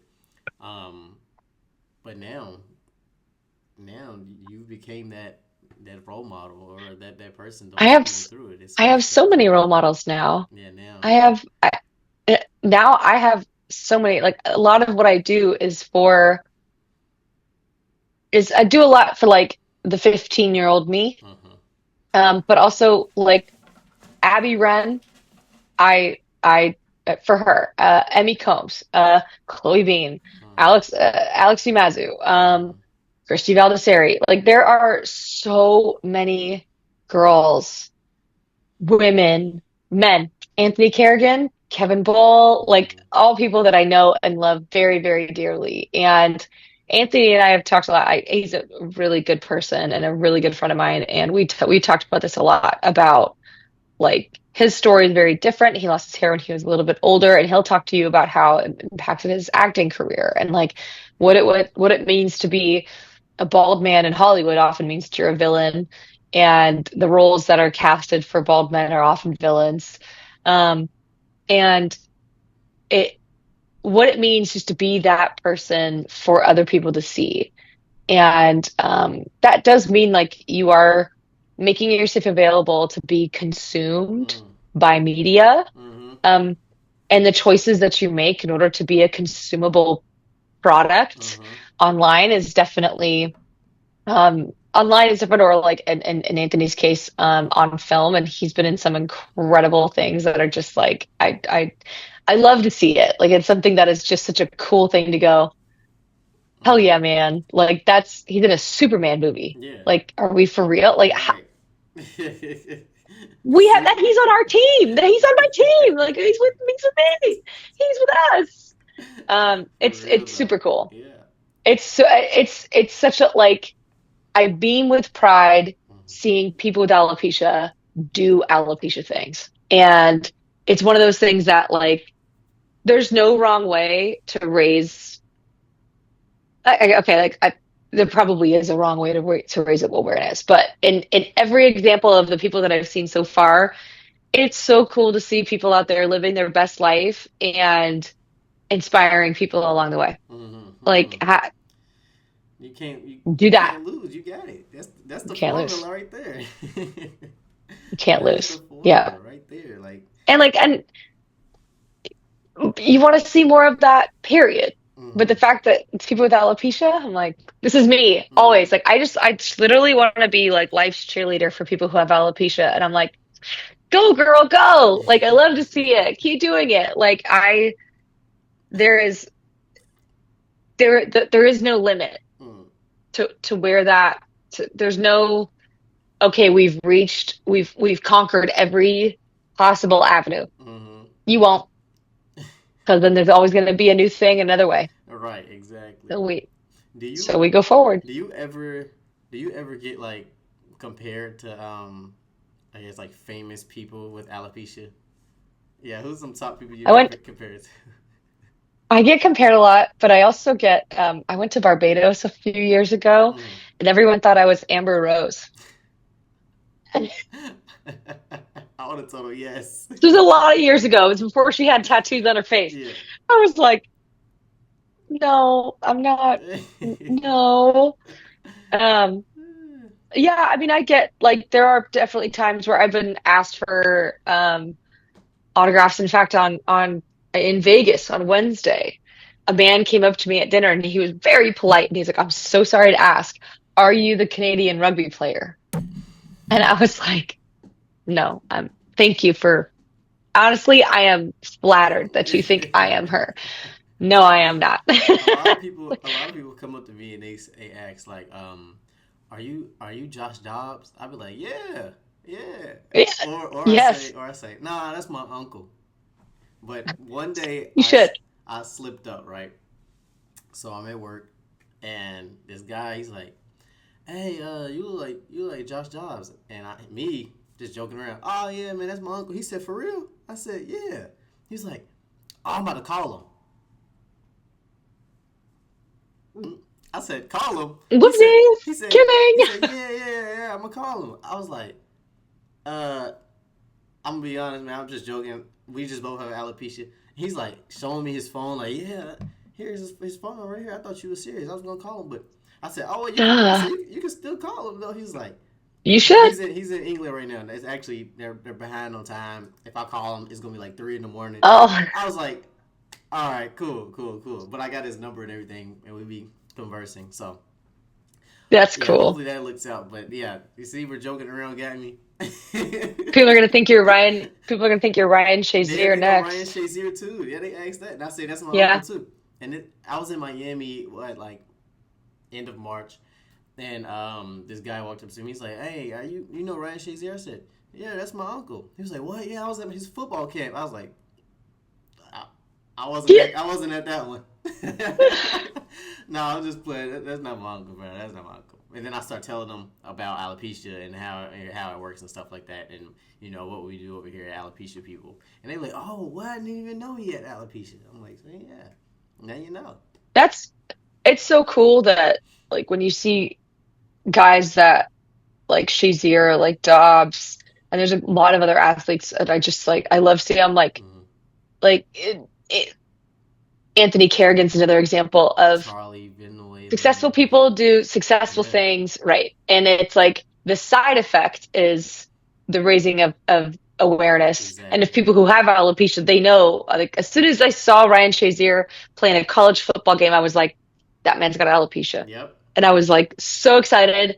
He was, I loved watching him play all years at Ohio State. Mm-hmm. And I was a big fan. And I was like, and no one knows. Yeah. And like, it makes no It don't difference to matter. any He's a of those people on baller. the field. Nope. He's a Right. baller. It does not matter. And It does like not that is define such him a at cool all. thing. Mm-hmm. Nope. It's such a cool thing to see. And I just like, yeah, Yeah. love to see it. Yeah, Absolutely love to see it. I love that they're more known for what they are doing than like what they look like, and that just goes to show like Yes. this does not matter at all, and like I said, does not define you, and you are so much more than this. Yeah. Yep. And I think we put so much importance on the surface level, but Mm-hmm. the reality is we're not judged Mm-hmm. for how we look. We are judged for the people we become. Mm-hmm. And I think that is something that even now, like I said, there's still so much life to live. And like I thought that by this age, like my story would be not like wrapped up, but that like, all right, like Yeah. we've built that house, the roof is on it, we're good, Yeah. that one's done. And the reality is Mm-mm. No, we it's putting the never furniture in over. now. And so, right. And I think that there's so much, I still look ahead and I think like mommy can still model, like Mm-hmm. mommy can still put her image out there in a way that my kids will remember now and go, like now, like I look at my mom who were the same years apart. Um, she was 30 when she had me and I was 30 when I had my daughter. And and I look at and I look at my mom, I think about what my mom was when I was my daughter's age. Mm. And I go, what was she doing at Yeah. that point? And I think like mom was a baller. And I'm Yeah. like, I gotta do the same things that like Yes. the same way that I find my mom inspirational to me now. I'm like, I'm laying that foundation for my daughter now. Mm-hmm. So. yeah, I think it's cool to see like successful people doing what successful people do. Mm, And if having alopecia is the driver, or because it doesn't matter what they look like and they're going to be doing what they're going to do mm-hmm. anyways, that's what's cool. Yes, yes, really cool. I'm not gonna lie. So I know you mentioned because I discovered your Instagram from your 60-second video. Hmm. 60 seconds. That's the Instagram page, right? And you Hmm. said those are your friends. Over at 60 seconds. Yeah, those your friends. No, I mean I did that with them a few years ago now. Okay, okay. 'Cause I thought you were saying you and your friends had made a video, and I thought you were talking about the 60 seconds video, but I think you were talking about something I'm trying else to think. when you said all your friends came and was just so supportive of you, and they was like, you got to make this. Oh, It's two different things. that yeah, it's a Okay, different video. my bad. Is that That's video on okay. your Instagram? No, it's on YouTube. Okay. I need to I honestly need to download it and upload it to Yeah, Instagram, why but not? no, that video was posted in like we posted it on YouTube years after it was made. Literally, whenever we made the video of when I shaved my head was at the time we put it on DVDs. We Oh, burned it to DVDs, and that is yeah. how we like distributed it to friends and family. And I actually brought it to school Hmm. my sophomore year, and I gave it. I wanted to watch it with my English teacher, who Hmm. to this day is like still one of my favorite teachers of all time. He was that guy. He was that one. I had one teacher, and he was the one that had the biggest impact on me, and Yeah. like the books that we read, and like what he taught. Um, and when I showed him the video, he cried. And this is a big man. He was the baseball coach. He was mean. People hated being in his classes. He was like, he's going to give you a ton of reading, a ton of homework. He was going to be really hard. And I He thrived was in his stern. Yep. class. He was building that. Yeah, he was building that backbone for Yeah. you. And when I played him the video and he cried, I saw something that I didn't expect to see, which was the impact that my story was having Hmm. on someone like him. Like I revered him and I respected him. Like he demanded respect. And by God, you gave it. Hmm. Um, and I felt like the impact that he had on my life during that time, like he was such a quiet supporter of me in a way that like the things he said, like I remember someone was about to make a comment about the way that I looked in class. And I forget what all the words that he said, but he basically just said very quietly and threatened that person, like, go ahead and finish your sentence. Please, go ahead, say it. Oh no. And it was such Ooh. a like it was such a like everyone just went Yep. Yep. and I was sitting there like about like kind of like a kicked dog. Like I'm like, all right, like here we go again. Like someone's got some and then suddenly I was like, oh. And then Kimber was and my teacher, she just was like, all right, moving on. And he just we're not here to talk about the way she looks. We're here for this class. And like it was Exactly. such a smart and clever way to like squash something. And that person never said anything to me. And I remember my senior year, that same kid was one of the kindest kids to me. And he had no reason to be. But I think that again, like sometimes people just turn a mirror on you and suddenly you realize you're about to be a dick. Yeah. And he caught you out and he Yeah. called you out before you Yep. were able to do so. And yeah, yeah, it's such a funny thing, like how people do that. But no, that video Yeah. was just made amongst like friends and family, and then like years later, I did put it up on YouTube. Okay. Great. So if I wanted to see it, could I or no? Yeah, yeah, yeah. I'll send you the link. Okay. Cool. I won't I'll send share you the it. link. I won't share it with anybody. But No, you can. It's on YouTube. It's got like a ton of views. It's public by all Okay. means. Okay. Yeah. So yeah, the 60 seconds video that just came up out of Mhm. nowhere. They reached out to you and wanted to make that video. I think they reached out to me. They did it a couple years ago now, a few years ago now, but yeah, they had reached out to me.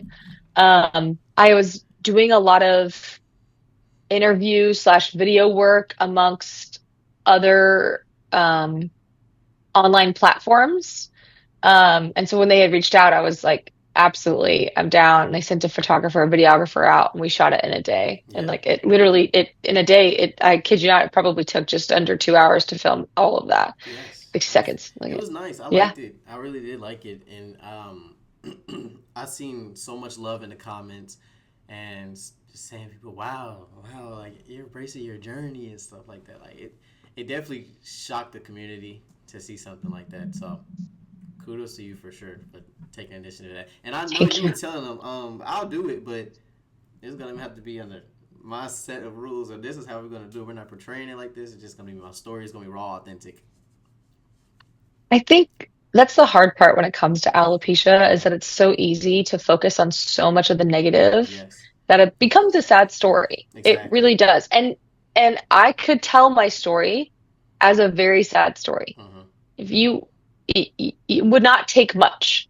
Um, I don't dwell on the negatives. I'm someone that if you like, I don't need an invite to be sad. All right, I've already processed that. I've worked through that. I know how sad it was. I went through it. I dealt with that. right. I don't need to necessarily advertise how sad my experience No, was because that might not be the case for the next person. exactly. And my hope is that sharing my experience makes their experience a lot less sad, knowing what is in store ahead, like Hmm. knowing that everything is going to be okay and knowing that there's strength from everything that you lost. And like something I always say is that like alopecia gave me more than my hair. That like I gained so much from alopecia more than I ever lost. I lost my hair, but alopecia gave me a life that I otherwise would have never known and never would have become. And I have no no sad feelings for what the future holds. I have no sad feelings for like it took me a long time to mourn the person that I had lost. Hmm. Like you really do um become someone else after you lose your hair. Yeah. Um, Yes. and I think it's hard when people are holding on to the person that they were, assuming that like nothing's changed and they can just wear a Hmm. wig and everything's going to be the same. I'm like, but you're not. You literally have become and been thrust into a situation that no, it was against your will. Like no, Right. there was no permission from your Hmm. body. Um, but it is definitely something that I will show and continue to show in a Yes. positive light because I don't think that dwelling on the negative helps no one. No, no, definitely not. And like you were saying, it's a loss, right? People people don't, when you say grieving, people usually think grieving is like death, right? You're grieving someone that you lost, but you could definitely grieve losing your hair due to alopecia, honestly, and it could put you You in. do. Yeah, you definitely do, right? Yeah. And it could put you in a situation where you've never felt before because it's like an experience that you can only experience once. You don't know how to take it. You've never probably even seen it. How you gonna maneuver through this, right? Um, I forgot what the point I was getting at, but yeah, I lost the I train of thought.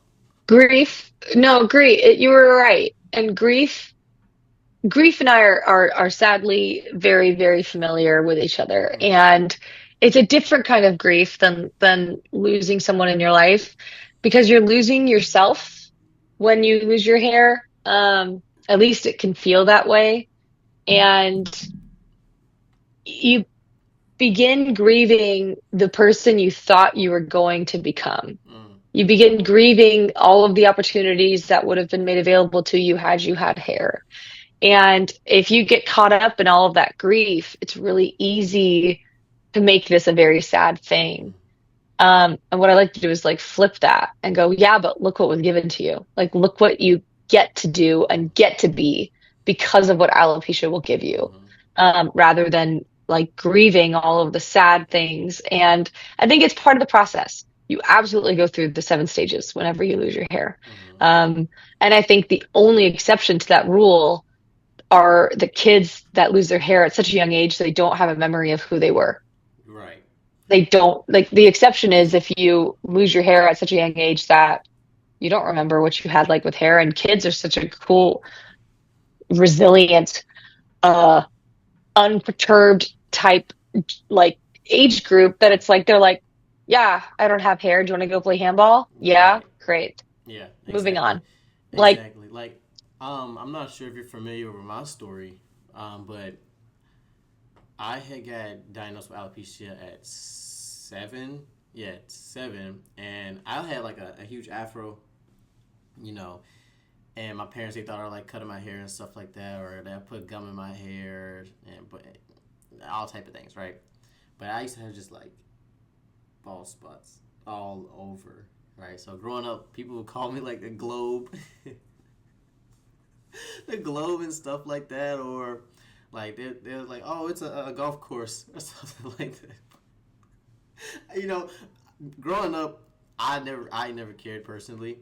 I actually embraced it. People would joke and I would joke back. You know, yeah, might have been a little of this, a little of that, but you're right though. As a kid, you don't know what you're missing out on. You know, when you lose your hair, I think it's more so what you're going through as it progresses, right? So I was diagnosed with alopecia at 7, but I lost my hair completely like my junior year of high school. I think I might have had like 3 eyelashes left or something like that. But like yeah, like I was saying, like you don't really know what you lost as a kid. It's more so like what you go through.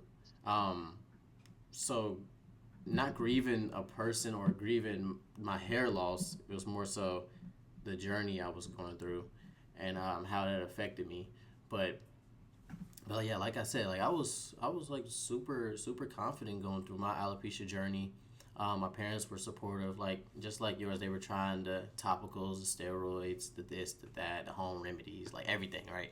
Um, my brothers were too. Now I have 2 little sisters. They're supportive of it also, and yeah, even in school, like I was the only bald guy. Like why is this guy bald in middle school? Like what's going on? Like what's happening? And I'm like, bro, I got alopecia, and still at that age, I had like shorter hair, but it's still huge bald spots. And actually, something really funny I used to do was it was super petty, but people joke. So they're like, oh, you bald, you have bald spots, and I'd be like, yeah, and I rub a bald spot and I put it on their head. I'm like, oh, it's contagious. I'm sorry, bro. Dang, it's over with. They'll be panicking. you're Yeah, next. you're next. Like, dang, now we in it together. What you gonna do? But like, I did so much petty stuff back then. But that's just how it was. I know, Kids, man. yeah, in the Midwest, you gotta have some tough skin. So you You know. do. Yeah. Well, yeah. So that was pretty much my journey. Mom, my mom actually wanted me to do something for the alopecia community like so long ago. She was like, "Do you know like people deal with this and they're not happy with themselves. They try to cover up. You know, they wear hats. They do this. They do that." I was like, "I don't know that. Like, I don't care, mom. I want to go outside and play. Like, I don't. No, I'm not hearing that." And then as I stepped into my adulthood, as I stepped into adulthood, I started meeting a lot more people, right? Like they would come up to me and they'll have like hats on or wigs on. They'd be like, "You have alopecia?" I'm like, "Yeah." They're like, "I do too." And I just love that you're able to just show it out like that. And seeing you really inspires me. And I'm just like, okay, cool. And then I just kept meeting people like that. And I was like, you know what? I feel like I have this superpower and I can connect to people that deal with alopecia. Even if they're so far on their journey, even if they're just starting their journey, I can connect with them. So after realizing that, that's when I accepted the duty to create the nonprofit Alopecia People. And I was like, I'm gonna use my nonprofit, my platform to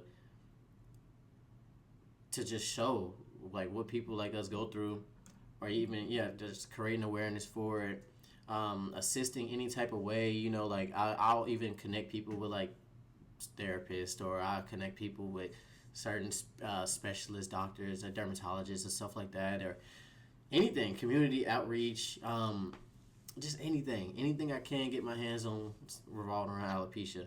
But yeah, so that's pretty much my journey. Um, I would say there was some period of my time when I was when I was a bit younger, and I felt some type of way. Like I had this Miami Heat beanie that my uncle gave me, and didn't want to take it off. And it wasn't so like, oh, I'm just embarrassed of my hair. It was just like, I'm just tired of y'all asking me questions about my hair, bro. Like, can y'all just leave me alone? Like, y'all got something to say every day at this point. And I was even wearing it through Yeah. the summer. And I remember one day we had went to like a lake, or it was a park or a lake or something like that. I don't know. And I took it off because it was hot as hell outside. And I was like, yeah, I'm taking this off. And I'm just chilling, running around playing. And I got back in the car and I left the beanie. I was like, my uncle's gonna kill me. Because my uncle's a huge Miami Heat fan. I'm like, he's gonna kill me. And then the other thought clicked. Oh man, I gotta start answering these questions again, bro. I really do not feel like it.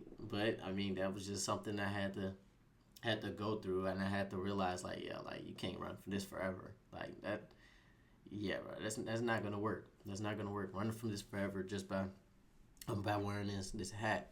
Um, but yeah, that pretty much sums up like everything I've been through. Yeah, but I would definitely say alopecia changed my life for the better. Um, because I'm able to do this.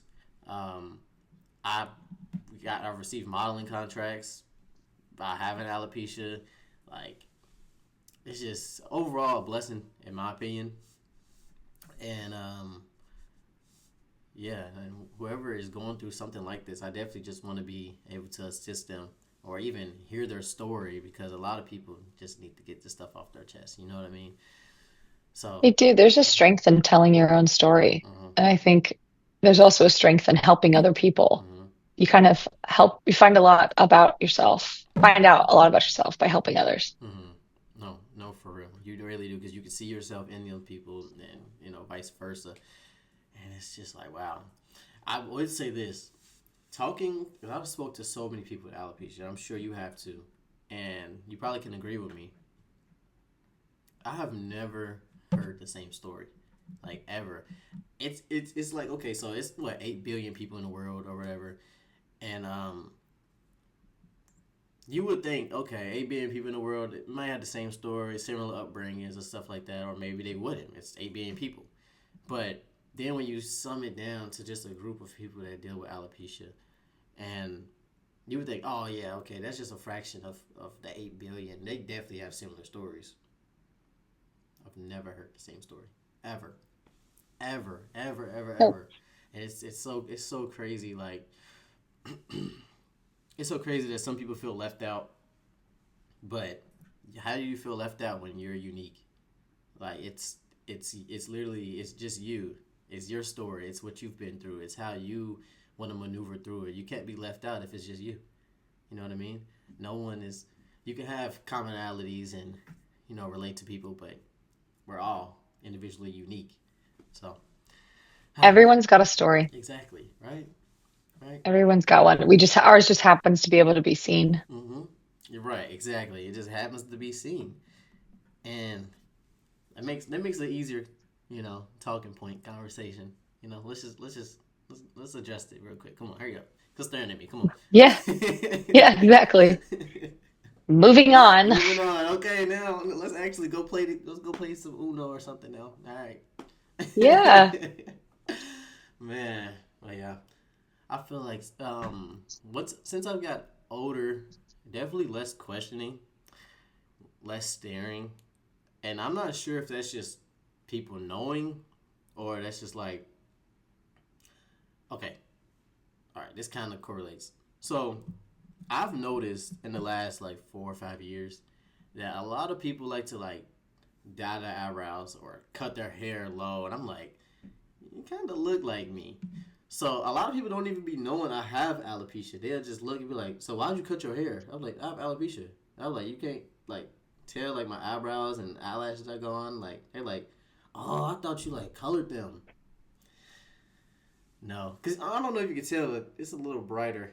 It's a brow area for Yeah. me. But the people Yeah. think I dyed them like blonde. I'm like, nah, man. Like They've been gone for years. I I have to say, I think we're at a weird stage where people really do like they just be minding their own business. They're just like they just I like at least that's how I feel whenever I see someone with either just a visible difference or like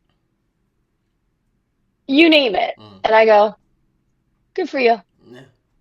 Good on you. Yeah. Yeah. That's all I got. And I'm raising kids who will have the same reaction of like they won't be saying like, look, mommy, he has a mohawk. Like Yeah. they'll just be like, good for him. Yeah. That's Like cool. Yeah. that's that's what I've got left. You know what I mean? Like the idea of like, can you believe kids these days that are so busy? Like I can't, I would never allow that. Like I just don't have time for the judgment, you No. Why know? are you stopping someone from And being themselves? I oh, sorry. No, you good. Exactly. Exactly. So yeah, it's cool to see that there's people just living their best life. Mm-hmm. And I'll always be a proponent for people who are doing that. Mm-hmm. I'll always be a proponent for people living their best life. So Yeah. no no problems with any of that really. As long as my only rule is like don't don't let it affect anyone else living their own best life, you know? Right. Right. If you could say anything to your younger self, like right now, and like your current position, your mental state, you know, the husband, the kid, the everything, right? If you could see your younger self first starting losing, actually, let's do it to where you first shaved your hair off, right? Let's do it at that point, or the hat era, right? If you could have a conversation with the hat era, right? What would you say to yourself? Hold on. Mm-hmm. That's in the longest, shortest, most way of saying that. Mm-hmm. Hold on. Mm-hmm. Hold your breath. It's gonna you just jumped off into a cold, like a nice plunge. And as soon as you come out, you get stronger. Mm-hmm. And there's so many things that can be said about look out for this and prepare for this, and you're gonna get better and you're gonna get stronger and you're gonna be just hold on. Mm-hmm. Hold on to who you are and who you love. And before you know it, you come out of that water and it's like it's not like it's a rebirth because you're still the same person, you're still exactly who you wanted to be. It just might not look what you had originally thought it was going to Mm-hmm. look. But I am someone who I don't like being told no to. Um, I got married. I have kids. I have dogs. I have things that I didn't know that I was going to have when I had lost my hair. Um, and yeah, I love proving people wrong, myself especially. Mm. I love proving myself wrong. Right. And yeah, hold on would be what I would say. Okay. I like that. Yeah. Embrace it. Go through it. You know. Don't go Go around right it. through it. Right. Yep. Yep. I like that Go saying right that you through it. said. You said go right through it. Yeah. That is. Yeah. That's definitely something that you gotta do with anything. Not even just alopecia. With anything, you can't go around it. You have to embrace it. You have to go right through it. Um, Yeah, yeah. what surprised you the most when you were opening up about alopecia? So, like, when did you become public, first and foremost?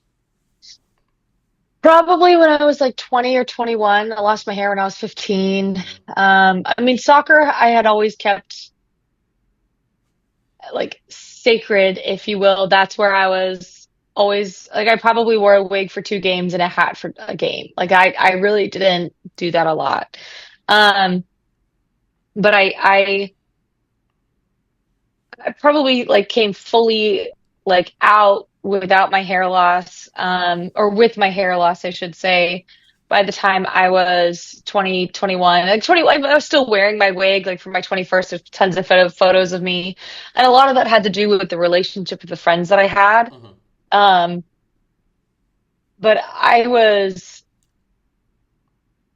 very ready to be done wearing my wig all the time. It just took the right people to remind me how beautiful I was Mm-hmm. without the wig. And like even like friends and family were asking like, oh, like when I came to my wedding day, like, oh, are you gonna wear a wig for your wedding day? I was like, no. Like he wouldn't recognize who was walking down the aisle if I wore a Yeah. wig on my wedding day. Yeah, Like, right. no. No, I wouldn't. Why would I do that? I couldn't Right. see a reason of doing that. It just wasn't who I identified with anymore. Yeah. And once I grew out of that, it was such an empowering feeling of like, oh, I don't need a wig to feel beautiful. Mm-hmm. And if that's what like that's what I was holding on to for such a long time of like I am not beautiful. I am not worthy of love unless I'm wearing a wig. Mm-hmm. Um, and I had boyfriends or guys that I was dating that would say like, please, like, ask me to wear my wig. And the guy that I was dating at the time when I was kind of like really grappling with if I want to wear a wig or not to wear a wig was wildly supportive of whatever I chose. Like he was, you know, he at no point ever asked me to wear a wig because it made him uncomfortable. Um, but once I met my husband, there was no doubt in his mind of who he thought was beautiful. Like he had reassured that to me from the get-go, Mm-hmm. and it was something I was really, really insecure about. And I always had to have the talk Mm-hmm. with guys that I was dating about like, oh, this is a wig, by the way, and then you have these big scary conversations and 9 times out of 10 I would expect someone to say like, okay, well, thanks, I'm out, like I'm not, that's not for me. Wow. um and my husband was literally the opposite. Mm. He, whenever I told him, he was like, okay, what do you, oh, like you expect me to care? Like I don't. And it was such a like caught me off guard in like the best At way. that moment, And you he was knew. like, yeah, yeah, I yeah. can't wait to And I fall in think love. uh yeah, it was a moment that like I didn't know what to do with myself. Mm. It was like that the saying of like, oh no, my steak is too juicy, my skin is too smooth, My my lobster's too pillow is buttered to always cold. eat. And like I met this guy and he made me feel that way. And I was just like, I didn't expect that. That wasn't my experience with other people that I had dated. And then I met Sai and it was like that. I was just like, oh, now what do I have to worry about? Mm-hmm. And it's a weird feeling when you hold so much anxiety about looks. And it was like really, it kind of like set a fire in me. And he's the same kind of person. Like if he accepts something, bottom line, Mm-hmm. there's nothing wrong with doing so. Mm-hmm. So if we would go out and I didn't want to wear my wig and people would stare, he'd be like, so? He's like, what does it matter? Right. Hi. Like, what does it matter? We moved back to Ohio. We lived in a really small town. I had a lot of nerves about that because it was going to be like everyone was going to know who I was and everyone was going to know my story. Um, and yeah, I talked about it a lot, but it was also like people ask a ton of questions with no malice. They're not Mm-hmm. pointing it out because they're being hateful. They're pointing it out because they genuinely are like, What's what's the? going Yeah, on? exactly. What is that? I don't Exactly. recognize what's happened here. Can you please explain it to me? Mm-hmm. And that is exhausting at days, for sure. There are times where I will wear a hat if I just want to go to Target or I just want to go shop somewhere that I don't want to have to answer a ton of questions. You know what I Mm-hmm. mean? Um, I don't want to deal. I don't want to go out and be stared at because I want to go get a drink with some friends on a patio for happy hour, you Right. know? But for me, that's a hat. And sometimes it's not a hat and I deal and or my friends will have my back and like someone will be like, oh, like, hi, how's it going? And interfere or run interference, if you will. Mm-hmm. Um, but no, I don't, I don't know that my trajectory would have changed whether or not I was going to meet my husband or not, because I was already in the process of wanting to shed that feeling and having all of that anxiety. Yeah. Um, but it is amazing how strong you feel when you're with the right people. Right. Right. Okay. So he kind of he just added on to the yeah. Well, he took away some of your stress and anxiety too, but he also added on like a level of comfortability just by accepting you. Oh, he challenged me to feel comfortable. Mm. And that was something that I will never be like, I'll always be ridiculously grateful for. Mm-hmm. He challenged me, and he still does to this day, about accepting myself Mm-hmm. every day. Yeah. In Wow. in the best way. Wow. Uh, I'm jealous. I'm tired of the streets. I need my wife. Yeah, he'll find the right one. Yeah, coming soon. Coming soon. Man, but I love the relationship y'all have, and I love that he pushes you for sure, because that's something big. I know that is definitely probably a non-negotiable for you. You're like, nah, I can't even feel comfortable in my own household, so I can't be with this type of person. Or I already see how you are, how you're judging me about something I can't even control, or you're not pushing me to even be a better person, or you're not even trying to understand what I'm going through. So I could definitely see how that could be like a non-negotiable for, any of the other guys you were dating and stuff like that. You're just like, actually, you feel that way, but I see for what it is. I'm good. I'm good. Yeah, love is his love, and having self-love are two of the most powerful Mm-hmm.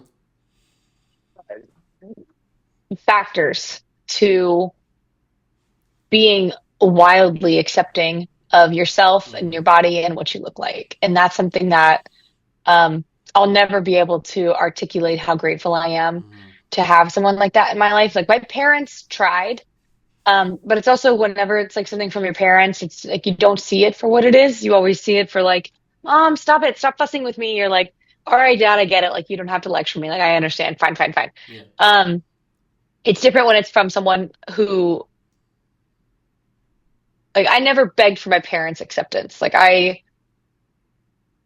that luckily was not my um my bag, but my boyfriend, like I wanted his attention. Like I wanted to be loved by someone. Mm-hmm. And what I ended up getting was something way, way, way, way cooler, which Mm-hmm. was I ended up getting something like I got Unconditional. well, he's my best friend. Mm-hmm. Um, but also he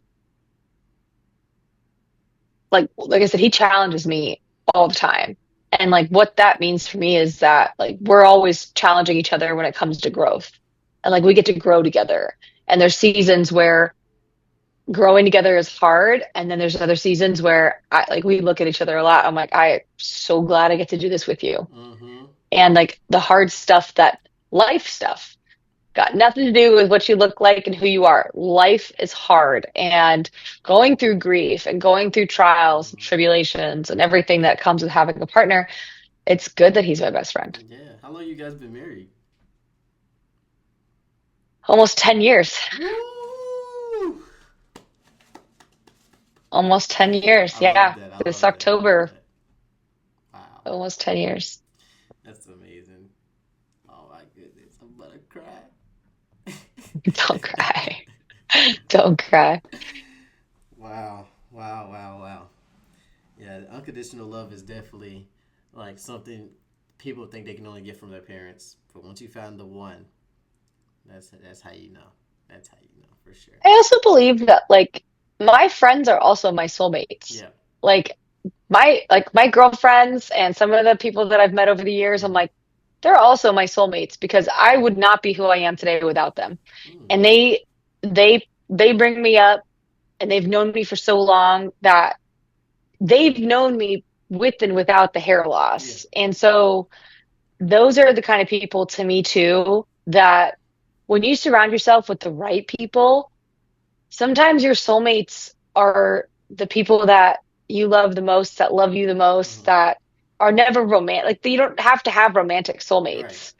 Um, and like meeting those people and having those people in your life, is very formulative. Like it's Yes. very, very impactful. Yes. Yes. I have some best friends too that I feel the same way about. And thank you for putting that perspective for me, because now I'm looking at it like, okay, yeah, I do get unconditional love from them also. They It's not more so judging, it's more so like you really did that, like you know what I mean. Yeah, you could do better. You could do better, honestly. You know that type of relationship. You have they a guy best they friend and a know. girl best friend, and they both treat me like siblings or yeah, like, yeah. They know. Mm-hmm. And it's like if people who are advocating for your happiness belong in your corner. Mm-hmm. No doubt. I agree. I couldn't agree more. Mm, but yeah, I don't think I have any more questions. If I do, I'll for sure like shoot you a text or something like that. Yeah, I do want to say before we close, thank you for taking this meeting with me. I appreciate it. It was of such a course. blessing to learn more about you. I aspire to be as great as you when I get older.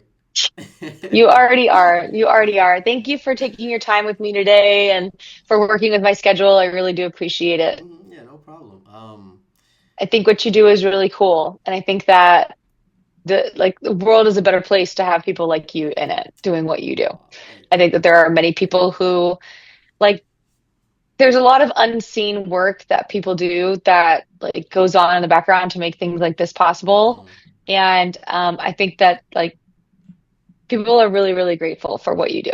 Oh, thank you. I'm just doing what I can, man. I'm just doing what I can. But I do appreciate it. And likewise, like being an advocate for alopecia, that's not an easy task.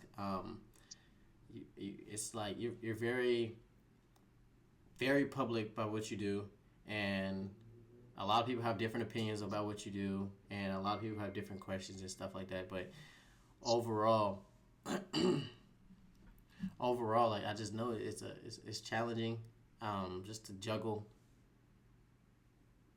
for one holding a certain appearance, right, and then even relating that to people that even come to ask you questions and stuff like that. I just know it's difficult overall because it is for me, for sure. And I don't Yeah, feel like I don't have that appearance yet as much as I would like, but in due time. But what was I you will. saying? Yeah, basically like I just salute you and nothing but respect. Nothing but respect, honestly. Likewise. Yeah. I think people like you have such a good positive impact on this world and we just need more of it. No, I agree. We need more people like us. We're the good guys. He's on my team. Yeah. Well, thank you so much for your time. I really do appreciate it. Mm-hmm. Yeah, no problem, Kylie. Well, with that being said, I guess that's just gonna conclude the interview. You got anything else you want to say before we end? No. All right. Well, you have a great Nope, rest of all your good. day, and I look forward to Thank talking soon you. and possibly meeting in the future. But yeah, with Definitely. that being said, peace. Have a good one.